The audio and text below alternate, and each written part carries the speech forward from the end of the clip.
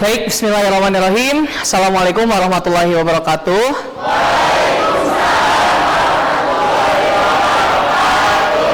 Ya, memulai pembelajaran, silakan dirapikan dulu ya tasnya, lalu alat tulisnya di atas meja, tidak ada barang apapun ya, kecuali alat tulis dan buku yang berkaitan dengan pembelajaran. Oke?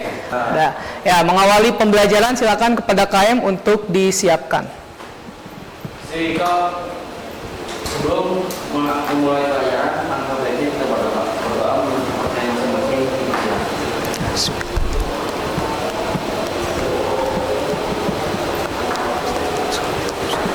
Berdoa, beri salam.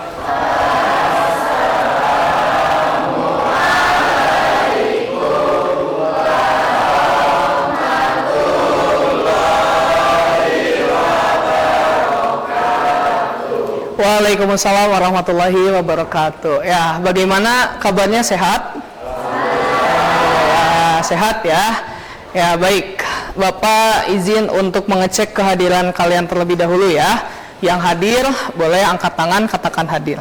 Ahmad Salim, Ahmad Yusuf, Angga, Arga, Asep, Asifa, Denda, Sakit, oke, Dani, ada Dias, ada Dirli, Diaz. Dari 32 yang hadir 29 orang, yang sakit 3 orang. Kita doakan ya, semoga yang sakit segera diberikan kesehatan ya. Amin amin ya rabbal alamin. Ya, baik. Anak-anak silakan boleh berdiri ya. Sebelum memulai pembelajaran kita menyanyikan lagu nasional terlebih dahulu.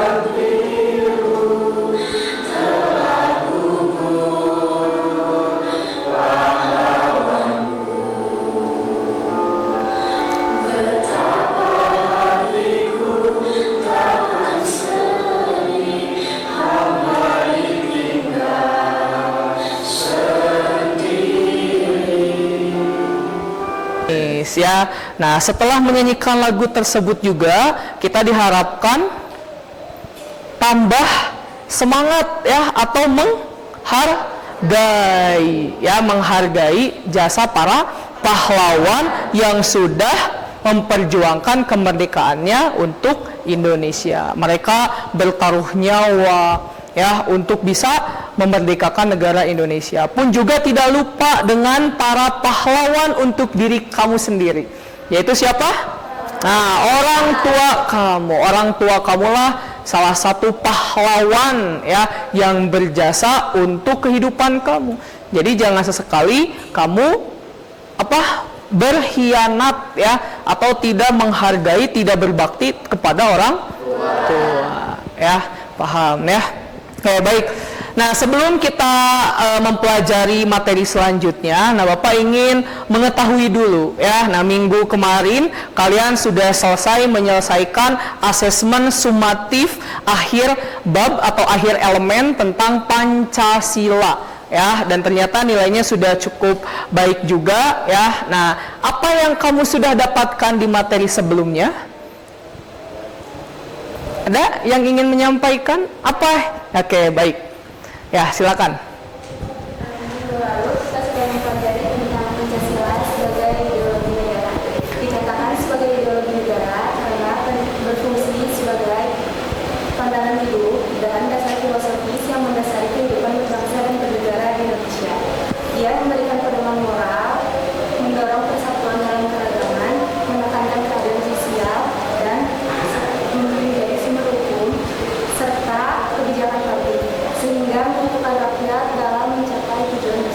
Oke. Nah, hari ini kita akan mempelajari materi tentang demokrasi berdasarkan Undang-Undang Dasar Negara Republik Indonesia tahun 1945. Nah, adapun kalian diharapkan ya di dalam materi ini itu bisa apa sih Pak manfaatnya buat kita ya untuk bisa mempelajari ini. Nah, kita akan melihat ya, nah kehidupan bermasyarakat, berbangsa dan bernegara itu harus berdemokrasi.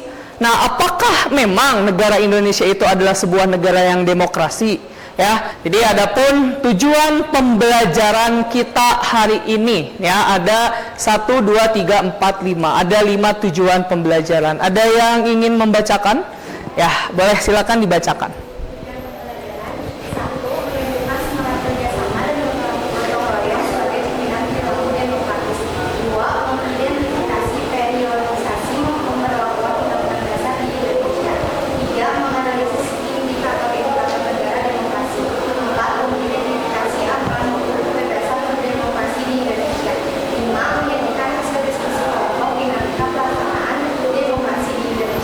Oke, baik ya. Terima kasih ya.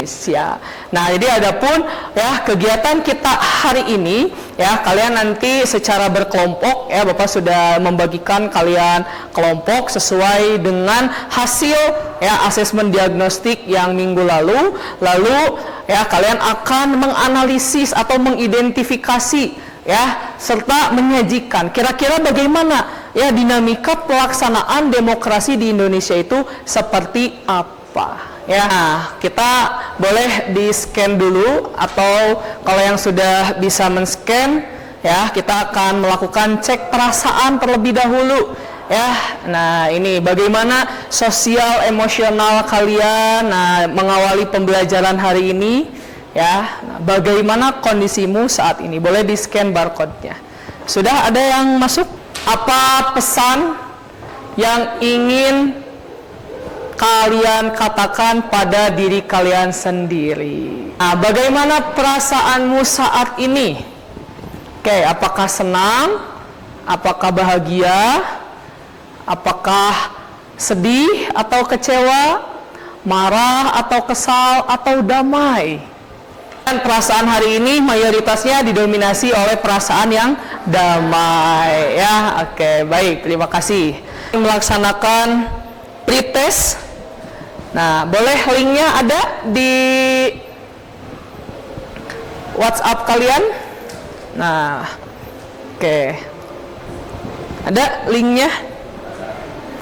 Oke, boleh, silakan. Sudah ada? Ya. Nah, silakan boleh diklik start.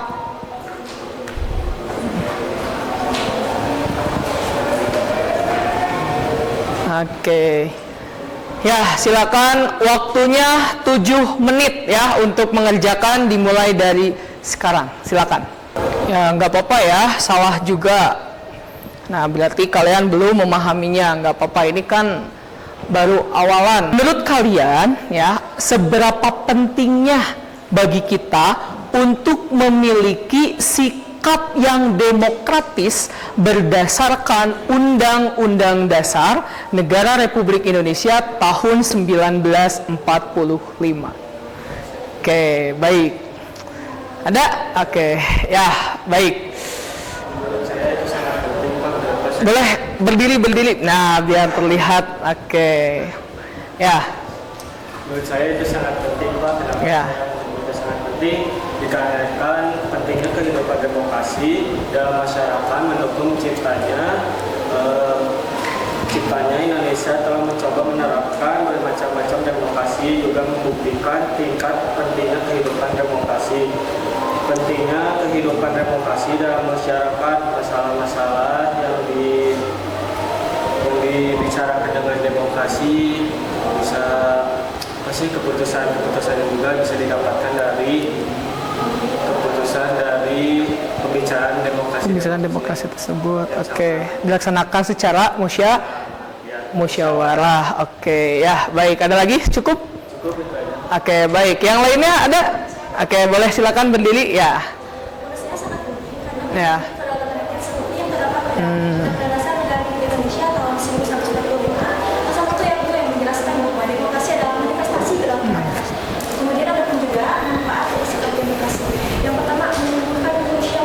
musyawarah untuk musyawarah. Yang keempat ada Pancasila, sila keempat. Kemudian yang kedua menjadikan kehidupan yang damai. Oke, kehidupan yang damai ya. Boleh tepuk tangan dulu ya. Nah, apakah Indonesia sudah menerapkan prinsip demokrasi? Sudah belum? Ya, sudah ya. Jadi negara Indonesia itu sudah menerapkan prinsip demokrasi. Ya, nah, untuk menambah pengetahuan kamu, nah Bapak ada video ya. Nah, silakan nanti kalian menyimaknya. Boleh disiapkan bukunya, kalau perlu dicatat ya, dikeluarkan bukunya, catat informasi yang pentingnya. Oke. Pertama, Undang-Undang Dasar Negara Republik Indonesia tahun 1945. Masa berlaku pada tanggal 18 Agustus tahun 1945 sampai tanggal 26 Desember tahun 1949. Nah, kalian telah ya menyimak video tadi ya. Nah, oke. Sebelum Bapak menjelaskan, oke, kalian sudah mencatat ya apa yang kalian dapatkan dari video tersebut? Oke, baik. Angga, silakan. Ya, boleh berdiri. Sejarah perkembangan Undang-Undang Dasar Konstitusi di Indonesia. Ya. Periode Undang-Undang Dasar 1945 dari tahun 1945 hingga tahun 1949. Oke. Dua, dari periode Konstitusi Republik Indonesia Serikat dari tahun 1949 hingga tahun 1950. Tiga, periode Undang-Undang Dasar 1950 dari tahun 1950 hingga 1959. Empat, kembalinya ke UUD 1945 dari tahun 1959 hingga tahun 1999. Lima, Undang-Undang Dasar Negara Republik Indonesia tahun 1945 amandemen dari tahun 1999 hingga berlaku saat ini. Oke, baik. Boleh kasih tepuk tangan ya. Ya, baik. Nah, itu sudah sangat lengkap sekali ya tadi yang disampaikan oleh Angga. Nah, ini ya. Nah, kalian boleh melihat ke depan. Nah, di depan ada infografis ya, peta perjalanan ya, atau perjalanan sejarah perkembangan Undang-Undang Dasar atau Konstitusi di Indonesia. Dimulai dari, ingat ya namanya. Yang pertama itu ada periode Undang-Undang Dasar 1945. Nah, itu namanya UUD 1945. Lalu yang kedua itu berubah menjadi periode Konstitusi Republik Indonesia Serikat. Nah, pada saat itu Presiden Soekarno ya itu membentuk sebuah badan yang disebut dengan Badan Konstituante. Nah, di mana tugas Badan Konstituante tersebut adalah menyusun rancangan Undang-Undang Dasar yang baru. Ya, nah itu tugas dari Badan Konstituante. Nah, tapi ya karena si Badan Konstituante ini tidak berhasil juga, ya, nah sehingga Presiden pada saat itu mengeluarkan sebuah dekret yang disebut dengan Dekret Presiden, ya, tanggal 5 Juli. Ya, 1959. Ya, menurut Afan Ghaffar, ini ada indikator-indikator negara demokrasi. Ya, yang pertama ada akuntabilitas. Yang kedua ada rotasi kekuasaan. Yang ketiga rekrutmen politik. Yang keempat pemilihan umum. Dan yang terakhir adalah pemenuhan hak-hak dasar. Nah, sekarang Bapak sudah membagi kalian ke dalam kelompok ya, ada kelompok yang mulai berkembang, lalu berkembang, serta yang sudah mahir ya. Nah, silakan kalian nanti diskusikan dengan kelompok. Nah, di situ kalian silakan sudah bisa ya menggunakan medianya. Sudah bisa belum? Sudah ya?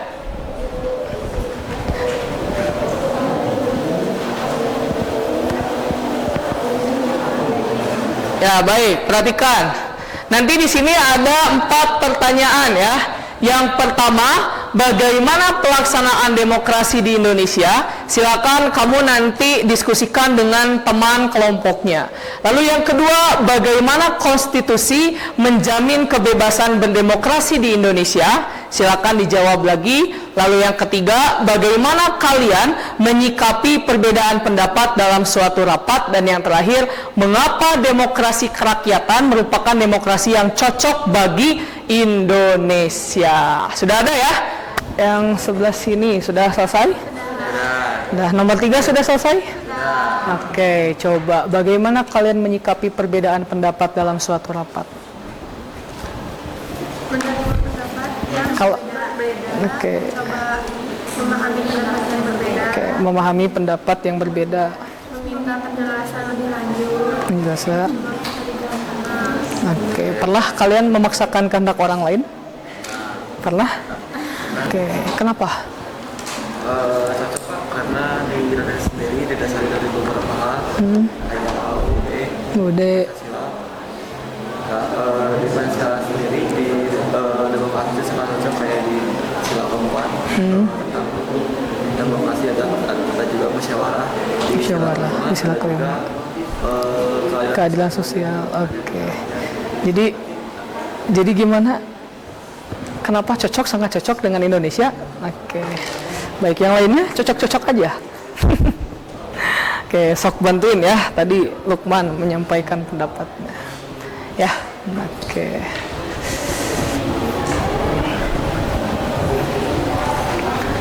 Oke, Bapak lihat dulu ya. Up ya, 3, 2, 1.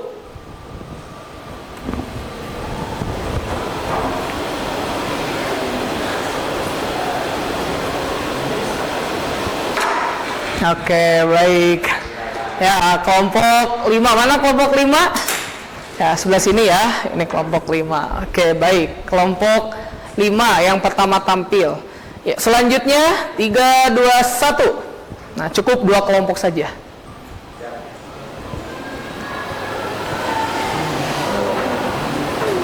Oke. Baik, ya kelompok 2. Mana kelompok 2? Ya, sebelah sana ya. Oke, kelompok 5 dan kelompok 2 ya.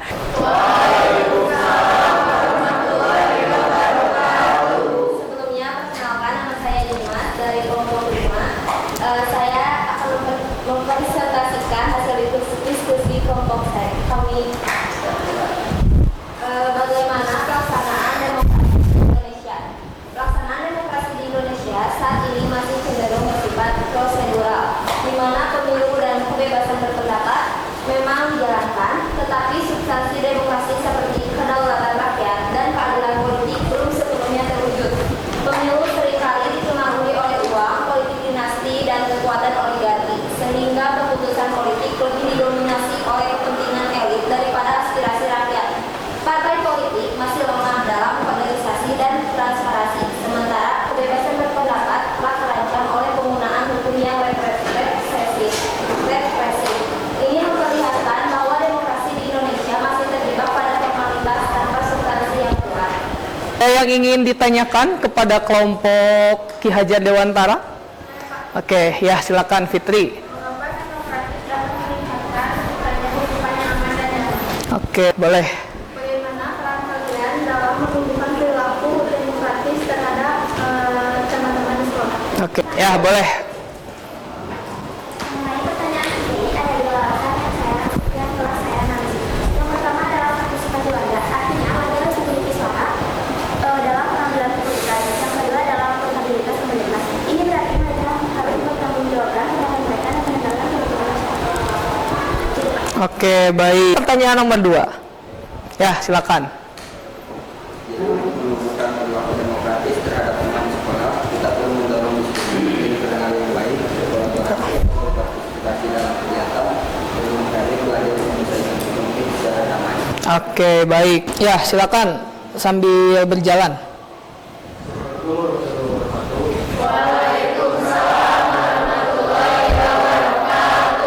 Saya dan Ramadan Oke, ganti. dari kelompok 5.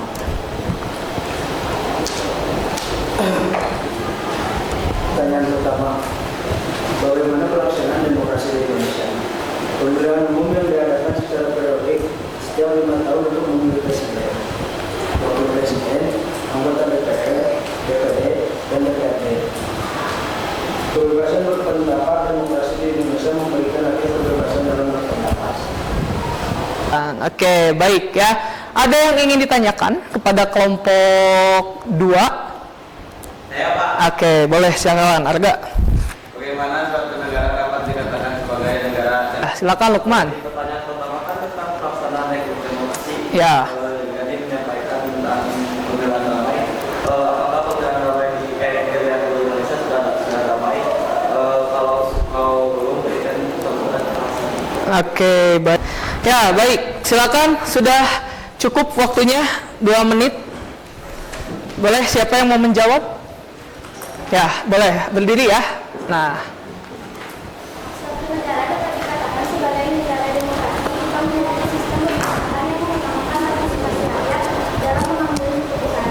Ciri-cirinya meliputi pemilihan umum yang berpengaruh, pelindungan hak asasi manusia, kebebasan berpendapat, serta adanya lembaga lembaga negara yang berfungsi mengawasi dan membatasi kekuasaan. Adapun 5 indikator demokrasi negara Indonesia. Yang pertama, akuntabilitas, kedua, rotasi kekuasaan, ketiga, rejim politik, keempat, ini tuh siapa namanya? kelima, dan perlindungan hak. Nadia ya. Oke, baik ya. Cukup ya. Oke, bagus. Selanjutnya ya. Jawab pertanyaan Mbak Yohan. Ya. Menurut saya pelaksanaan pemilihan di Indonesia mengalami perkembangan, tetapi masih terdapat tantangan.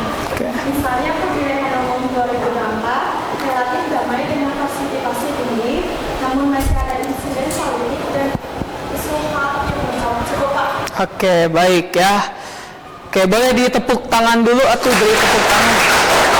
Nah, tadi ya. Nah, oke. Bapak ingin menegaskan dulu tadi pertanyaannya, apa indikator dari suatu negara itu dapat dikatakan sebagai negara demokrasi. Nah, tadi ingat yang 5 indikator menurut Afan Ghaffar. Yang pertama ada akuntabilitas, yang kedua ada rotasi kekuasaan, yang ketiga ada rekrutmen politik yang terbuka, yang keempat pemilihan umum, yang kelima pemenuhan hak-hak dasar. Nah, itu harus ingat ya. Oke, lalu yang kedua, nah apakah pelaksanaan pemilihan umum di Indonesia sudah damai? Kalau sudah, berikan contoh konkretnya. Oke, tadi dijawab ya, pemilihan umum sudah damai. Akan tetapi ada beberapa tantangan. Salah satunya adalah tadi disampaikan apa? Oke, ada isu hoax ya. Nah, isu hoax yang tadi semakin merajalela itu. Paham ya? Nah, oke. Oke, sampai sini ada yang ingin ditanyakan dulu? Oke, boleh silakan Dea. Apakah ada batasan dalam kebebasan berpendapat dalam sistem demokrasi di Indonesia? Oke. Oke, baik. Yang lain ada? Ya, boleh silakan Nesya. Boleh berdiri.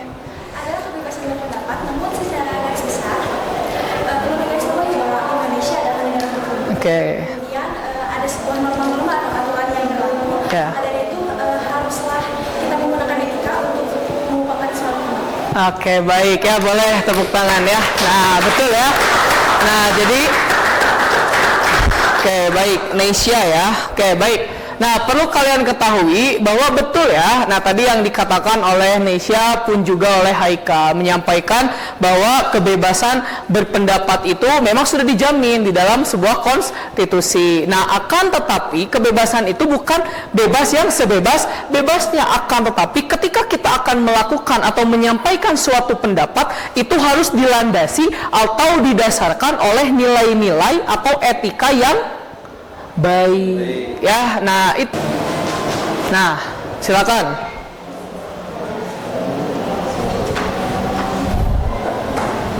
Oke, sudah ada?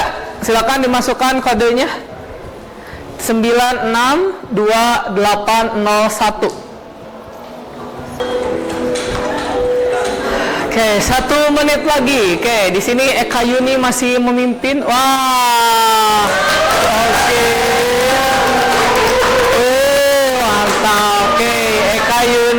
Oh, kedua nyimas. Ketiga euis ya. Oke, mana Eka Yuni berdiri boleh? Berdiri? Oke, baik ya. Yang kedua nyimas boleh berdiri? Ya, oke. Yang ketiga euis. Oke, boleh berdiri mana euis? Oke, baik, tepuk tangan buat 3 orang ini ya. Nah, sangat luar biasa sekali. Oke, kalau sudah boleh diketikkan menurut kamu seru, oke, memuaskan, lope. Oke, seru, memuaskan, menyenangkan, gacor, mantap, gadken. Oh, gasken, oh, lapar. Endol, gacor, suka, saya suka, well, seru banget, gak bohong. Nah, benar ya teteh? Menyenangkan, menambah ilmu. Oke, seru banget, alhamdulillah. Sikit ngantuk. Oke, menyenangkan. Serono lah. Seru, makasih Bapak. Sikit ngantuk. Seru banget, gak bohong. Iyain. Well, seru. Endo, mantap. Seru. 100/100. Ya, sebelum mengakhiri pembelajaran, nah kita akan menyimpulkan dari awal sampai detik ini apa yang sudah kalian pahami. Boleh angkat tangan? Ya, boleh. Silakan. Berpendapat merupakan bagian penting dari sebuah demokrasi. Oke. Kebebasan ini memiliki dasar hukum yang diatur dalam pasal 28 UUD NRI tahun 1945 bahwa setiap manusia bebas berpendapat. Yang dapat disalurkan melalui berbagai media. Baik ya, boleh tepuk tangan buat Reski. Ada lagi? Satu orang lagi? Boleh, silakan Rere. Demokrasi di Indonesia saat ini berkembang seperti pemilihan umum yang dilakukan secara rutin. Tapi masih ada beberapa tantangan seperti korupsi, dinasti politik, dan sebagainya. Meskipun begitu, demokrasi Indonesia tetap berusaha untuk menuju keadilan dan kesejahteraan rakyat. Baik, tepuk tangan ya. Mantap ya. Ya. Nah, untuk pertemuan kita minggu depan ya, kalian nanti akan lebih mendalam kembali. Ya, kalian di pertemuan minggu depan akan mempelajari atau menganalisis ya, bagaimana sih setiap tahapan perkembangan itu. Misal di periode UUD 1945 itu seperti apa pelaksanaannya. Lalu di UUD Konstitusi Republik Indonesia Serikat itu seperti apa pelaksanaannya. Lalu di Undang-Undang Dasar, coba sudah UUD 1945 Konstitusi RIS dilanjutkan oleh UUD sementara tahun 1950, dilanjutkan kembali ke Undang-Undang Dasar 19 asli ya, 1945 asli, dan yang terakhir yang saat ini kita gunakan adalah Undang-Undang Dasar Negara Republik Indonesia tahun 1945. Sampai sini paham ya? Baik ya. Boleh silakan ya. Sebelum ditutup, nah jangan lupa selalu tetap semangat belajar ya, dan jangan lupa selalu semangat. Ya, jangan selalu bahagia ya. Silakan boleh dipimpin untuk berdoa. Sebelum mengakhiri pelajaran, sebaiknya kita berdoa untuk kepercayaan masing-masing dipersilakan. Bismillahirrahmanirrahim.